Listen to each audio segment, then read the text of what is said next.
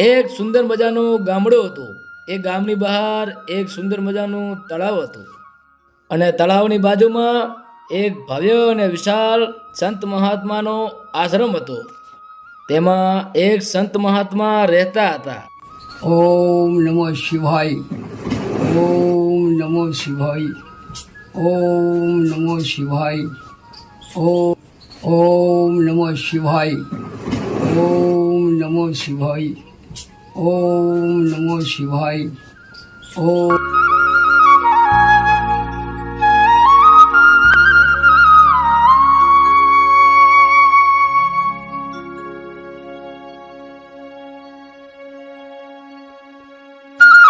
ઓહો હો હો, આ ભવ્ય અને વિશાળ આશ્રમ ચનો હશે? આવલાવ અંદર જઈને જોઈ આવું કયા સંત મહાત્માનો આ ભવ્ય અને વિશાળ આશ્રમ હશે. તમે આમ જો આમ આ આશ્રમમાં બંગલો, ગૌશાળા અને ત્રણ ત્રણ મોઘામાં મોઘી ગાડીઓ પડી છે અને કેટલો વિશાળ બંગલો છે. લાવ લાવ હું અંદર જઈને સંત મહાત્માના દર્શન કરતો આવું. ઓમ નમો શિવાય. ઓમ નમો શિવાય. ઓમ નમો શિવાય. ઓમ નમો શિવાય. ઓમ નમો શિવાય. ઓમ નમો શિવાય. ઓમ એ બાપુ જય સિયારામ, જય સિયારામ. જય સિયારામ. જય સિયારામ. આવો આવો આવો આવો. સુખી રહો, સુખી રહો. આવો આવો બાપુ, તમારી શું સેવા કરું? બાપુ તમારે મારી કોઈ સેવા કરવી નથી. આ તો તમારો આટલો બધો મોટો વિશાળ આશ્રમ જોયો એટલે હું તમારા દર્શન કરવા માટે આવ્યો છું. હા, આપણો આશ્રમ છે બચ્ચા. હા, તારે રહેવું હોય તો સુખ છે. ગૌશાળા છે, બગીચા છે, ગાડીઓ છે, બધું આપણા પાસે છે. રહેવું હોય તો મસ્તીથી અહીં રહો, ખો પીઓ ને મોજ કરો. બાપુ તમને ભક્તિ કરતા આવડતી લાગતી નથી. હા તો બાપ બચ્ચા અમને શીખવાડો શું ભક્તિ કેવી થાય. અમે તો બધું અમને શીખવણ છે એવી કાલાવાલા કરીએ છીએ અને આપને સારું સારું જ્ઞાન આવડતું હોય તો અમને શીખવાડો. હા, તમે કહેશો એમ કરશું. જો તમારે ભક્તિ કરવી હોય હા. તો હું કહું એમ કરવું પડે. હા, તમને કઈ આવડતું નથી. હા, ઠીક ઠીક ઠીક. તમને આવડતું હોય તો તમે કહો એમ કરશું. અમને તો કઈ આવડતું નથી, તમે કઈ શીખવાડો. બાપુ તમને કઈ આવડતું લાગતું નથી. જો તમને આવડતું હોત તો આવી 3 ગાડીઓ, બંગલા, બગીચા, ગૌશાળા આ બધા ઠઠારો કરવાની ક્યાં જરૂરત છે તમારે? હા તો બેટા કેમ કરીએ અમે? બોલો તમે કેમ કરીએ? જો બાપુ તમને તો મારે જ્ઞાન આલવું જ પડશે. હા. મને કઈ આવડતું નથી. હા બાપુ, હવે તમે મને શીખવાડો. આપની મોટી દયા અને મોટા આભાર કહેવાય. તો મને કોઈ રસ્તે ચલાવો સારે. હારું હારું હું તમને શીખડાવું છું. સારું સારું સારું શીખવાડો. હું જેમ કહું એમ તમે કરો. ભલે ભલે. આટલી ઉંમર તો તમારે એરાય જી. એટલે તમે કહેશો એમ એમ બી કરવા તૈયાર છીએ, પણ તમે અમને સાચી ભક્તિ બતાવો. હવે તમે જુઓ હું શું કરું છું. આ બાપુને કેવા છેતરું છું. તો છે ને બાપુ, તમારે ગાડીઓ, બંગલા, બગીચા, ગૌશાળા બધાનો ત્યાગ કરવો પડશે તો ભક્તિ થશે. સારું સારું, આપ કહેશો એમ કરશું. આપ તમે હેડો મારા ભેગા અને આપણે જાય જુનાગઢ અને ભવનાથની તળેટીમાં આપણે જઈને ભક્તિ કરશું. સારું સારું. અરે બાપુ, તમે મહાન સમજુ માણસ છો અને તમે કહેતા હોય તો આમાં શું, આપણે તો ત્યાગ કરીને નીકળી લો આપણે પાછળ. અને આપ શીખવાડો એ હું કરવા તૈયાર છું. સાચા સંત મહાત્માનો તો ત્યાગ જ શોભે. હાજી હાજી. આ આશ્રમ ને ગૌશાળા આપણે શું કામ નહીં? હા આથી ગાડીઓમાં ફરાતું હશે, બધું તો ચાલતા ભલા. ઠીક બાપુ, તમે મારી આંખ ખોલાવી અને આ ભક્તિ કરવાનું તમે રસ્તો બતાવો એટલે મોટા આભાર તમારા. હવે તમે કોઈ એમ જ કરવાનું.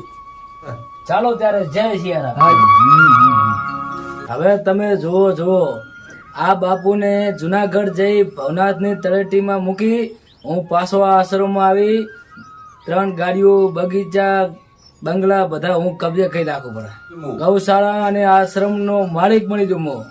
પછી આરામ છે, બેઠો બેઠો હું મારું જીવન. બાપુ તો જંગલમાં રખડશે રા અને હું કબજે કરીને બેસી જઉં. હવે તમે ચાલો મારા ભેગા.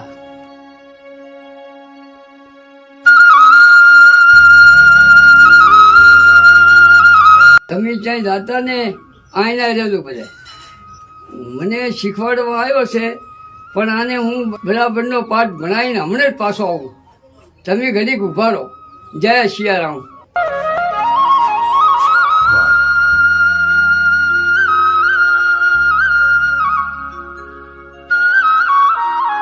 બાપુ કેમ ઉભા રહ્યા? અરે બાપુ તમે અહીં થોડીક વાર રોકો, હું આવું છું. તો બાપુ શું છું, તમારે ક્યાં જવું છે? અરે બાપુ, હું તમારા આશ્રમમાં મારી એક ખાસ વસ્તુ ભૂલી ગયો છું, એને હમણાં હું આવું છું. તમે થોડી વાર ઉભા રહો. અરે બાપુ, એવી કઈ વસ્તુ ભૂલી ગયા છો એવું મને તો કહો, ખબર પડે શું છે તમારી વસ્તુ. અરે બાપુ, તમારા આશ્રમમાં હું મારો વાડકો ભૂલી ગયો છું. એ વાડકામાં હું મોઢું ધોતો, એ વાડકામાં હું ખાવા ખાતો, એ વાડકામાં હું માગવા જાતો, એ વાડકામાં મારી બધી માયા બંધાયેલી છે. એ વાડકા વગર મારે તો સાલ એમ જ નથી. અરે બાપુ, વાટકાને તમારે શું કરવો છે? હેડો ને, વાટકો ચાલશે. એનો વાટકા વગર ચાલશે. હેડો. ના બાપુ, મારે વાડકા વગર ના ચાલે. વાડકો મારું જીવન છે. એટલે બાપુ ગમે તેમ થાય, પણ મારે વાડકા વગર ચાલશે નહીં. તમે ઘડીક ઉભા રહો, હું થોડી વારમાં પાછો આવું છું. વાટકા વગર ચાલશે નહીં એમ ને? ના બાપુ, વાડકા વગર ગતું નહીં ચાલે. વાડકો તો મારે લેવા જાવો જ પડશે. બેટા, તારી મને ખબર હતી. અરે બાપા મરી ગયો બાપુ. અરે બાપા મરી ગયો. અરે બાપુ મને માફ કરો. અરે બાપા મરી ગયો. છેતરપિંડી કરવાયો. તારે એક વાટકાનો ત્યાગ નથી કરવો અને મારા આશ્રમનો ત્યાગ મને કરાવવો છે. અરે ઓ મરી ગયો. અરે બાપુ મને માફ કરી દો, હું તમારી ગાય છું. છેતરપિંડી કરવા ફરે.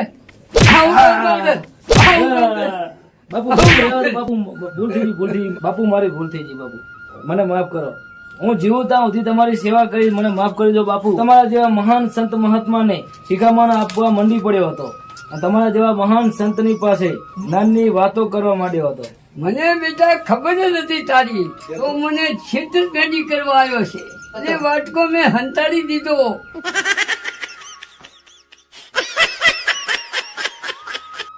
અને તને ઝાડું લગાવી હેખરી કરીને તારો વાટકો છૂટતો નથી અને મારી આખી જગ્યા છોડાવે. મને ખબર હતી કે આ છેતરપિંડી કરવા આવ્યો છે, તેમાં હું ઊંધો બોલતો. તો તને ખાલી તારી સાથે પાઠ ભણાવવા આવ્યો હતો. તને બોલતા હતા પાંખંડી.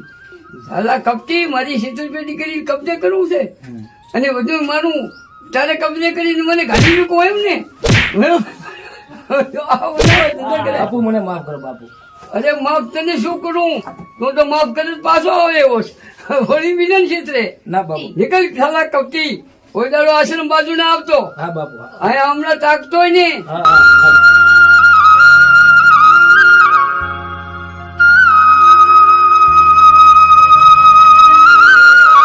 અરે બાપુ, એ મને તો જબર માર્યો છે. હવે મારે તો આ દુખાયેલું છે. હવે અસરીઓ લેવા જવો પડશે.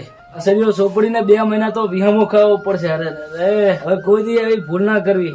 દી આપણાથી નાની માણા હોય એને શિખામણ ના હાલવી, ના કે આ હાલ થશે મારા જેવા. તો તમે જોયો ને દોસ્તો, આમાંથી આપણે એ શીખવાનું કે આપણાથી જ્ઞાની હોય એ માણસને કોઈ દિવસ શિખામણ આપવી નહીં, પણ આપણેથી જ્ઞાની માણસ હોય તો એમની શિખામણ લેવી જોઈએ. આપણને એમાંથી કંઈક શીખવા મળે.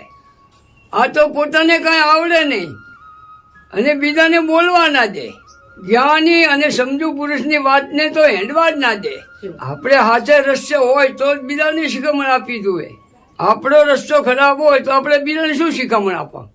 આપણે ખોટે રસ્તે હશું તો આપણે કોઈને શિખામણ આપી શકો નહીં. આવા કુડિયા, કપટી, લોભી, લાલચી અને પાખંડી આવે એનાથી વિચારીને સંગ કરશો. લકે તમે આવા 420 ભીડી રહેશે તમને બનાવી અને છેતરપિંડી કરી અને તમને રાખમાં રોળી નાખશે અને ભાગી રહેશે. ક્યાં ગોતશો તમે એને? આવા કપટીઓથી દૂર રહેશો એ અમારી નિર્મળતા, અમારી વિનંતી છે કે આવા પાખંડી માણસોથી દૂર રહેવું એ મહાનતા. જય સિયારામ, જય બજરંગબલી.